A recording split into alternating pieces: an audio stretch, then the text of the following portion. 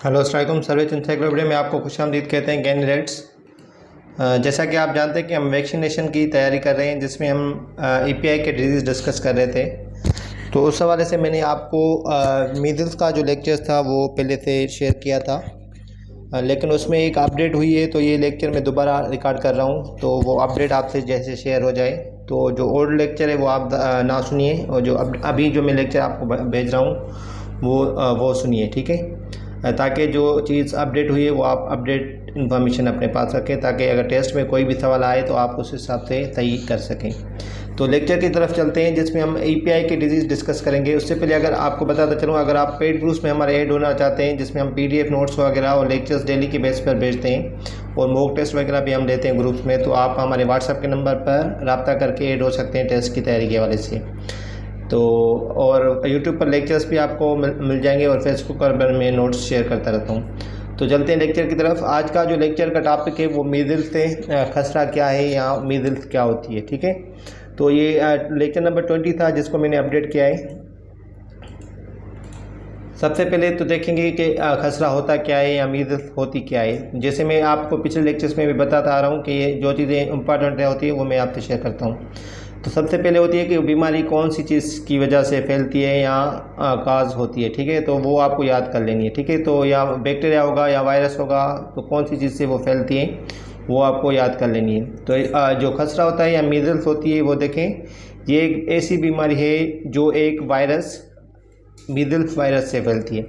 आपको एक चीज़ तो याद होनी चाहिए कि ये वायरस से होती है या बैक्टीरिया से होती है, ठीक है। तो ये आपको याद कर लेना है कि वायरस से होती है, और उसका नाम भी आपको पता होना चाहिए। तो जो भी पिछले लेक्चर्स मैंने आपको बताए, उस हर लेक्चर में आपको मैंने बताया था कि ये बैक्टीरिया का नाम क्या है या कौन से बैक्टीरिया की वजह से वो बीमारी होती रहती है। तो आपको पहली बात तो आपने याद कर लिया कि ये वायरस से होती है, दूसरा उसका नाम आपको याद कर लेना है, ठीक है, कि मीज़ल्स वायरस से फैलती है। उसके बाद होती है कि देखें कौन सी चीज़ से फैलती है। इस बीमारी के जरासीम मरीज़ के सांस और खांसी की वजह से फ़िज़ा में पहुंचकर दूसरे बच्चों में दाखिल होकर मर्ज़ पैदा कर देते हैं।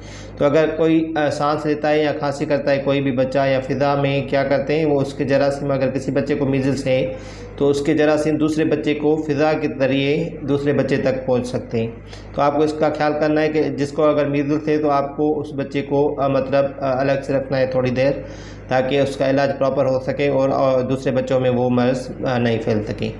तीसरी पॉइंट की तरफ चलते हैं। गले, नाक और रत्तों की बराह रास्त भी दूसरे बच्चों तक पहुंच जाती है। तो गले और नाक की जो सेक्रेशंस होती हैं उसके थ्रू भी ये मर्ज़ मतलब जो मीज़ल्स है वो फैल सकती है। तो ये जो पॉइंट्स थी वो थी कि मीज़ल्स होती क्या है। इसके आगे हम देखेंगे कि सिम्टम्स क्या होते हैं। तो किसी भी बीमारी की मैंने आपको बताया था कि जो टारगेटेड डिजीज़ हैं 12, उसमें सारी चीज़ों में उसके सिम्टम्स भी होते हैं, और अक्सर जो होते हैं वो क्या होते हैं कि उसकी वैक्सीनेशन कौन सी होती है, ये चीज़ें आपको याद कर लेनी है, और किस बैक्टीरिया वायरस से होती है। तो देखते हैं इसके सिम्टम्स क्या होते हैं। इसके सिम्टम्स बहुत इंपॉर्टेंट टेस्ट के हवाले से। शुरू में क्या होता है, बच्चों को मामूली बुखार होता है, आँखों का सुर्ख होना मतलब रेड हो जाती है, और जुकाम या खांसी वगैरह हो जाती है, ठीक है। और उसके बाद तीसरे से 7वें दिन चेहरे पर और ऊपर सारे जिस्म पर सुर्ख रंग के दाने दायर होना शुरू होते हैं। तो ये जो चीज़ें मैंने ली है बुक से लिए, जो कि उर्दू को भी आपसे मैंने ऑलरेडी शेयर कर दिए। तो ये पॉइंट्स मैंने वहाँ से लिए, और आप भी वहाँ से पढ़ सकते हैं अच्छे से। डेली की बेस पे पढ़ा करें, आपकी टेस्ट इंशाल्लाह अच्छी हो जाएगी। तो तीसरे से 7वें दिन क्या होता है कि चेहरे पर और ऊपर सारे जिस्म पर सुर्ख रंग के दाने दायर हो जाते हैं। रेड रेड जो डॉट्स होते हैं वो सारे जिस्म पर आ जाते हैं बच्चे को, जिसको मीज़ल्स हो जाती है। उसके बाद देखें क्या होता है, मुंह पे एक ख़ास किस्म के धब्बे हो जाते हैं, जिनको हम कोप्लिक स्पॉट्स कहते हैं। तो ये सवाल आया था एक टेस्ट में, तो मैंने आप ये भी नोट कर लिया है कि ख़ास किस्म के धब्बे जो होते हैं उसको हम कोप्लिक स्पॉट्स कहते हैं, जो कि मुंह के अंदर हो जाते हैं। और मीज़ल्स में दूसरी चीज़ क्या होती है कि नमूनिया, दस्त, कानों का ख़राब होना या ऐसा भी निज़ाम का मुतासर होना, ऐसी अलामतें हैं जो खसरा की पेचीदा सूरत-हालों में दायर होती हैं। ये सारी चीज़ें मीज़ल्स में होती रहती हैं। ऐसा भी निज़ाम नर्वस सिस्टम को हम कहते हैं, तो होते हैं, और बच्चों में मौत और माजूरी का सबब बन सकती हैं। तो उसमें मौत भी हो सकती है और माजूरी भी बन सकती है, जिसमें क्या कहते हैं, मीज़ल्स जिसको हो सकती है, ठीक है। इसके बाद चलते हैं, अभी इसका जो मेन पॉइंट है जो मैंने कही थी कि चीज़ अपडेट हुई है, वो इसी स्लाइड में आपको मिलेगी। तो जब मैंने पिछला लेक्चर बनाया था उसमें लेक्चर नंबर 20 था, वो भी ये भी लेक्चर नंबर 20 है, लेकिन ये अपडेटेड है। तो उसमें मैंने आपको जब वैक्सीनेशन बताई थी मीजल्स की, तो उसमें आपको मैंने नाम बताया था कि मीजल्स। अभी देखें इधर मीजल्स नहीं लिखा हुआ, इधर लिखा हुआ है मीजल्स रूबेला। रूबेला भी एक डिजीज़ है, उस पर अलग से लेक्चर मैं बनाऊंगा और आपके साथ शेयर कर दूंगा। लेकिन मीजल्स रूबेला क्या होती है कि दोनों एक साथ, जैसे पेंटा में 4-5 बीमारियों की वैक्सीन थी, मीजल्स रूबेला में 2 जो बीमारियां हैं जैसे मीजल्स हो गई और रूबेला, दोनों के वैक्सीन शामिल है, वो एक साथ लगाया जाता है टीका। ठीक है, तो MR जिसको हम कहते हैं, मीजल्स से M लिया गया है, रूबेला से R लिया गया है, तो MR हो जाएगा। ठीक है, तो MR का 1 लिखा हुआ है, मतलब ये फर्स्ट डोज है। ठीक है, फर्स्ट डोज दिया जाएगा 9 मंथ्स में। तो पहले क्या था, जस्ट मीजल्स का टीका लगता था, अभी क्या है कि MR का टीका लगेगा, MR1 मतलब पहला डोज। तो 9 माह के, वो शेड्यूल सेम ही है, जो 9 माह के बाद लगती थी मीजल्स, अभी उसकी जगह MR1 लगेगी। ठीक है, और जब 15 माह का बच्चा हो जाएगा, 15 माह की उसकी उम्र होगी, या 15 मंथ्स जिसकी उम्र होगी बच्चे की, उसको MR2 लगेगा, या हम कहेंगे दूसरा डोज लगेगा मीजल्स और रूबेला का। तो ये एक साथ दी जाती है ये वैक्सीन, मीजल्स रूबेला भी इसमें कवर हो जाएगी, मीजल्स भी इसमें कवर हो जाएगी। तो रूबेला का जो लेक्चर वो अलग से आपसे शेयर कर दूंगा। ठीक है, तो ये MR2 9 मंथ्स में MR1 लगता है, MR2 9 मंथ्स में और 15 मंथ्स में लगता है। तो ये आपको चीज़ें याद कर लेनी है, इसका शेड्यूल कंप्लीट। और जो मैंने शेड्यूल्स की वीडियोस बनाई हुई है पहले से, वो भी मैं सारी अपडेट करके आपसे शेयर करूंगा, क्योंकि वो सारे जो शेड्यूल्स हैं वो इसके हिसाब से अपडेट होंगे।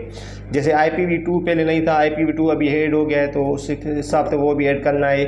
और मीजल्स की जगह मीजल्स रूबेला वैक्सीन आ गई, तो ये भी उस शेड्यूल में मुझे ऐड करना है, तो इंशाल्लाह वो जल्दी आपसे शेयर कर दूंगा। तो कंप्लीट वीडियोस आप सुना करें, डेली की बेस पे पढ़ा करें। वैक्सीनेशन का जो पोर्शन है वो बहुत इंपॉर्टेंट है वैक्सीनेशन की जॉब्स के लिए। तो डेली के बेस पे अगर पढ़ते हैं और बुक फॉलो करते हैं, प्लस में मेरे नोट्स फॉलो करते हैं, तो आप इंशाल्लाह अच्छे मार्क्स ले जाएंगे टेस्ट में। और इसके साथ साथ जो भी मैं वीडियोस आपसे बना रहा हूँ आपके साथ शेयर करूँगा, और उसके PDF नोट्स भी आपके साथ शेयर करूँगा, जो कि पेड ग्रुप्स पे हमारे। तो ये आज के MCQs है जो डेली बेस पे हम आपसे पूछते हैं। आज के MCQ 2 हैं, उसमें देखें पहला क्वेश्चन है, मीजल्स या खसरा से बचने के लिए पहली खुराक कब दी जाती है।